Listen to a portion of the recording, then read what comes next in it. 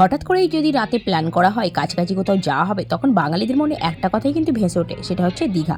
আমার প্রিয় মানুষটাও প্ল্যান করে ফেললো দীঘা যাব, তাকে আর কে থামায়? রাত 2টো পর্যন্ত প্যাকিং করে ভোর ভোর বেরিয়ে পড়া। হ্যালো এভরিওয়ান, আসসালামু আলাইকুম। কেমন আছেন সবাই? আশা করি প্রত্যেকে অনেক ভালো আছেন। তো ভোরবেলা কম্বল ছেড়ে উঠতে মন না চাইলেও উঠে পড়ে রেডি হয়ে বেরিয়ে পড়লাম দীঘার উদ্দেশ্যে। দেখলাম সূর্য মামাও কিন্তু খুব সুন্দরভাবে তার রূপটাকে ফুটিয়ে তুলেছে। তবে ভোরের প্রাকৃতিক সৌন্দর্য রূপটাই কিন্তু একটা আলাদা। আমরা যাচ্ছি আর মনে হচ্ছে সূর্য মামাও যেন আমাদের সঙ্গে যাচ্ছে, যেটা ছোটোবেলায় মনে হতো, এখনও যেন সেটাই মনে হচ্ছে। তারপর তো সাঁকরাইল স্টেশনের কাছে বড় মাছের বাজার, লোকজনের কোলাহল। ফাইনালি সব দেখতে দেখতে আমরা পৌঁছে গেলাম সাঁকরাইল স্টেশন। আর স্টেশনটা কিন্তু তখন ছিল শান্ত আর কোলাহলহীন, বেশ ভালো লাগছিল। কুয়াশাচ্ছন্ন হালকা হালকা একটা ব্যাপার, তার উপর শান্ত। আর তারপরে দেখলাম একটা বন্দে ভারত ট্রেন ঢুকে গেছে। তারপরে সূর্যরশ্মির যে প্রকোপ সরাসরি আমার মুখে লাগছিল। তো ফাইনালি ট্রেন এসে গেল আর আমরা উঠে পড়লাম ট্রেনে। যেহেতু অতক্ষণ সময় কী করবো আমার বেস্ট ফ্রেন্ড সে নিয়ে নিয়েছিল মেহেন্দি, যে তুমি মেহেন্দি পড়তে ভালোবাসো, সকালে তুমি ট্রেনে দিয়ে দিও হাতে। রাত্রে যেহেতু সময় পেলে হঠাৎ প্ল্যানিং হলে যা হয় আর কি। ফাইনালি আমি বললাম আমি যখন দিচ্ছি তোমার হাতে একটা কিছু করে দেওয়াই যাক।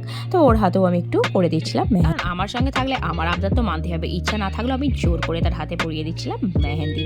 যাই হোক, ট্রেন কিন্তু যাচ্ছিল, তার মধ্যেই কোনো রকমভাবে করে দেওয়া আর কি। ভুল ত্রুটি তো হতেই পারে, কারণ আর কি মেনে নিতেই হবে, না মানে তো আর উপায় নেই। তো ফাইনালি তার হাতে ডিজাইন করার পর আমি একটু করছিলাম, ডিজাইন নয় ঠিক ওই আর কি সিম্পল ব্যাপার। তো যাই হোক, তারপরে আমি করে নিচ্ছিলাম আমার হাতে মেহেন্দি।